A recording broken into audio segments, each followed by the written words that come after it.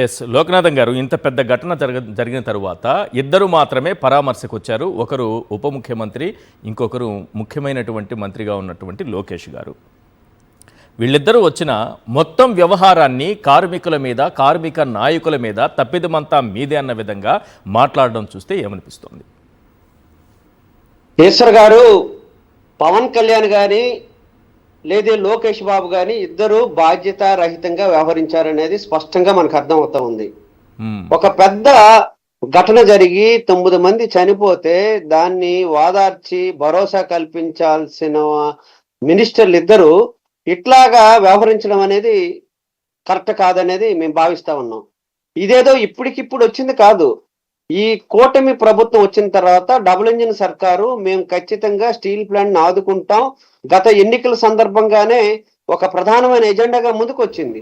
గతంలో ఇదే పవన్ కళ్యాణ్ గారు ఏమన్నారు, నన్ను ఎమ్మెల్యేగా ఎన్నుకోలేదు కాబట్టి నేనేం చేయలేను స్టీల్ ప్లాంట్ అని చెప్పారు. ఇప్పుడు డిప్యూటీ చీఫ్ మినిస్టర్ గానే ఉన్నారు.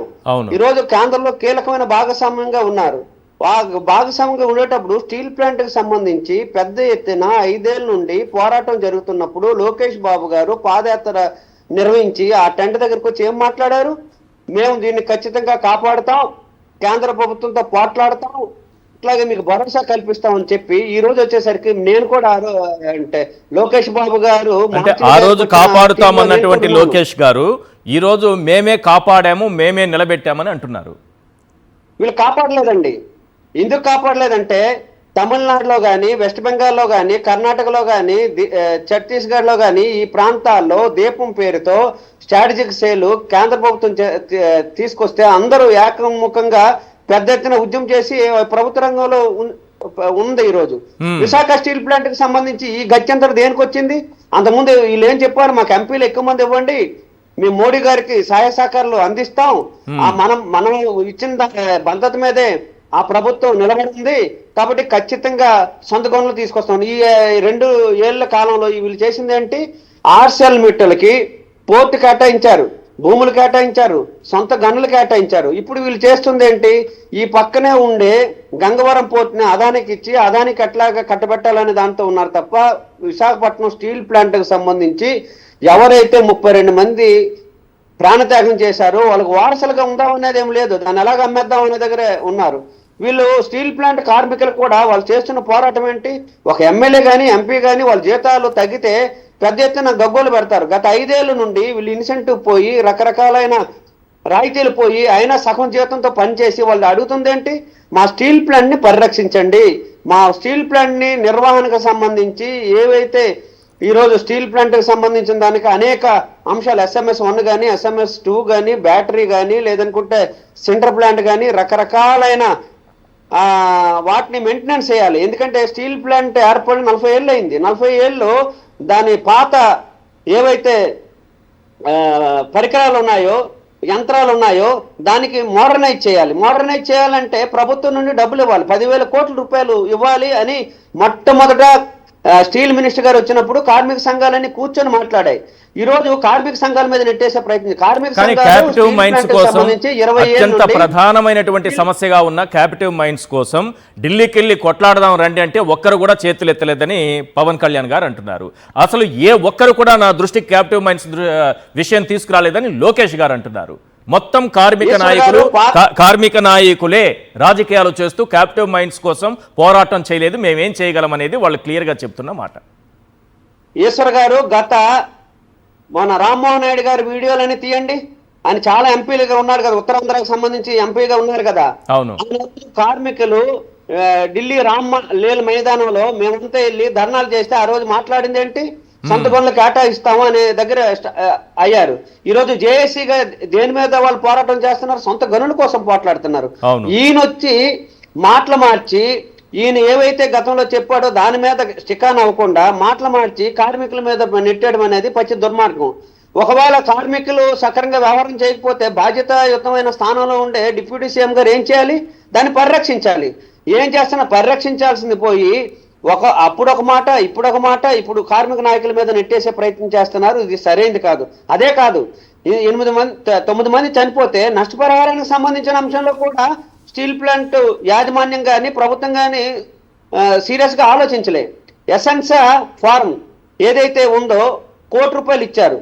అట్లాగే ఇక్కడ పాలిమర్స్ లో పెద్ద విస్ఫోటనం జరిగితే ₹1 ఇచ్చారు. వీళ్ళకి 25 లక్షలు ఇచ్చి చేతులు దులుపుకోవాలని ప్రయత్నం చేస్తున్నారు. అంటే ఈ ప్రభుత్వానికి కార్మికుల పట్ల, కార్మికుల భద్రత పట్ల ఏమైనా బాధ్యత ఉందా అనేది మేము అడగదలుచుకున్నాం. అదే కాదు, ఎప్పటికప్పుడు భద్రతా ప్రమాణాలు పాటిస్తున్నారా లేదనేది రాష్ట్ర ప్రభుత్వం ఎప్పటికప్పుడు చెక్ చేయాలి. ఆ రకమైన చెక్ చేస్తున్న సందర్భం కాదు. ఇందాకలే మిత్రుడు చెప్పినట్టు లోడర్ లో విస్ఫోటనం జరిగింది. యాక్చువల్లీ అది ఒక జరగడానికి ప్రధాన కారణం ఏంటంటే నిపుణులు చెప్తుంది, ఏదైతే ఈ రా మెటీరియల్ ఉందో గత 3-4 నెలల నుండి నాసి రకమైన రా మెటీరియల్ ఇవ్వటం వల్ల అది విస్ఫోటనం జరిగింది అనేది. రా మెటీరియల్ ఎవరు అగ్రిమెంట్ చేస్తున్నారు? కార్మికులు అగ్రిమెంట్ చేయరు. ఎవరైతే యాజమాన్యం ఉందో యాజమాన్యం అగ్రిమెంట్ చేస్తుంది. ఆ వచ్చే నాణ్యత కలిగిన రా మెటీరియల్ ఏదైతే ఉందో ఆ రా మెటీరియల్ సక్రంగా ఉందా లేదా అనేది చూడాల్సిన బాధ్యత ఎవరి మీద ఉందో? కార్మికుల మీద కదా. ఈరోజు వాళ్ళు SMS లో పనిచేయాలంటే దాదాపు 2 గంటలు ఆ హీట్ లో పనిచేయాలంటే 2 గంటలు ఏసీలో ఉండాల్సిన పరిస్థితి అండి. ఒక్క పావు గంట ఈ రాజకీయ నాయకులు ఎవరు ఉండలేని స్థితి. అక్కడ వెళ్ళి 5 నిమిషాల్లో బయటకు వచ్చేసారు. మేము స్టీల్ ప్లాంట్కి వెళ్ళి అవన్నీ పరిశీలించిన తర్వాత ఎంత వేడిలో వాళ్ళు ఉత్పత్తి కోసం అహర్నిశలు ఎంత కష్టపడుతున్నారు అనేది మనకి స్పష్టంగా కనిపిస్తా ఉంది. కాబట్టి యాజమాన్య యొక్క వైఫల్యం, ప్రభుత్వం యొక్క వైఫల్యం కార్మికుల మీద నెట్టేసి తన బాధ్యత నుండి తప్పించుకోవాలనుకోవడం సరైనది కాదు అనేది మేము భావిస్తా ఉన్నాం. ఎప్పటికైనా కేంద్ర ప్రభుత్వం మీద ఒత్తిడి తీసుకురండి. మీ ఎంపీలందరూ వెళ్ళారు. ఆ ఎంపీలందరూ వెళ్ళి ఏమని అడిగారు? ఒకవైపున విశాఖపట్నం ఆర్థిక రాజధానిలో రకరకాలైన పరిశ్రమలు వస్తున్నాయి. ఇవి రావడానికి ప్రధాన కేంద్రంగా ఉన్న స్టీల్ ప్లాంట్ పరిరక్షించకుండా ఆర్థిక రాజధానికి ఎలాగ అభివృద్ధి చేసేదానికి అవకాశం ఉంటుంది? కాబట్టి ఇంత ఘోరమైన ప్రమాదానికి సంబంధించిన దాంట్లో రాష్ట్ర ప్రభుత్వం స్పందించిన తీరు మాత్రం సక్రంగా లేదనేది మేము భావిస్తున్నాం. ఎందుకంటే లోకేష్ బాబు గారు అంటారు, మీ కుటుంబంలో ఎవరైనా చనిపోయారు అంటే చనిపోతేనే వాళ్ళకెళ్ళి సింపతి మనం ప్రకటిస్తామండి. మన కుటుంబాలు చనిపోతేనే అక్కడికి వెళ్తామా? వెళ్ళి బాధ్యత కలిగిన పార్టీలు గాను, బాధ్యత కలిగిన కార్మిక సంఘాలు గాను వెళ్ళి వాళ్ళకి సింపతి ప్రకటించారు. దానికి సంబంధించిన దాంట్లో మీరు ఎవరు, మీ కుటుంబాల్లో ఎవరు చనిపోలేదు, మీరు ఎందుకు మాట్లాడుతున్నారని చెప్తున్నారు. ఇదేమి పద్ధతి? ఆయన రాజకీయ నాయకుడిగా పరిపక్వత చెందాల్సింది పోయి నాయకుల మీద, కార్యకర్తల మీద నెట్టేసే ప్రయత్నం చేయటం సరైనది కాదు. ఈయన ఎందుకంటే రాష్ట్ర ప్రభుత్వం ప్రకటించాల్సిన నష్టపరిహారం కూడా ఈ రోజు కూడా ప్రకటించలేదు, ఇప్పుడు కూడా ప్రకటించలేదు. ఈ క్షణం వరకు చంద్రబాబు నాయుడు గారు స్పందించలేదు. లోకేష్ గారు చాలా తెలివిగా సమాధానం ఇచ్చారు. మీరు విన్నారో లేదో, అంటే ప్యాకేజీ ప్రకటించి చేతులు దులుపుకునే రకం కాదు మేము అని చెప్పారు. ప్యాకేజీకి చేతులు దులుపుకోవడం అనే దగ్గర వచ్చేసరికి అది సరైనది కాదు. ఎందుకంటే ప్యాకేజీలు ఇచ్చి చేతులు దులుపుకోవడం అంటే ఎసెన్షియా కంపెనీకి వీళ్ళే ప్యాకేజ్ ఇచ్చారు, చేతులు దులుపుకున్నారని మేము అంటామా? అది పొరపాటు అవగాహన.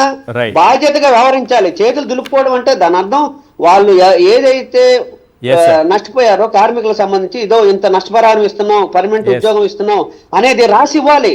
ఈ రోజు వీళ్ళు మాటలు చెప్పేస్తారు, రేపొద్దున ఎవరైతే బాధితులు ఉన్నారో ఎవరికి వెళ్ళి కలుస్తారు, ఏమని మాట్లాడతారు, ఏ రకంగా ఆ లోపలికి వెళ్ళేదానికైనా అవకాశం ఉంటుందా యాజమాన్యానికి సంబంధించి? రైట్.